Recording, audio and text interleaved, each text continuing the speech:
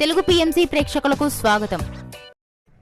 Hi friends, మీరు గనక ఇప్పుడే మా ఛానల్కు వచ్చినట్లయితే మా ఛానల్ని సబ్స్క్రైబ్ చేసుకోండి. సబ్స్క్రైబ్ చేయడంతో పాటు పక్కనే ఉన్న బెల్ ఐకాన్ని క్లిక్ చేయండి. జీ తెలుగులో ప్రసారమవుతున్న సీరియల్ నిండు నూరేళ్ల సావాసం చక్కటి ఫ్యామిలీ డ్రామాతో ఈ సీరియల్ ప్రేక్షకుల్ని అలరిస్తుంది.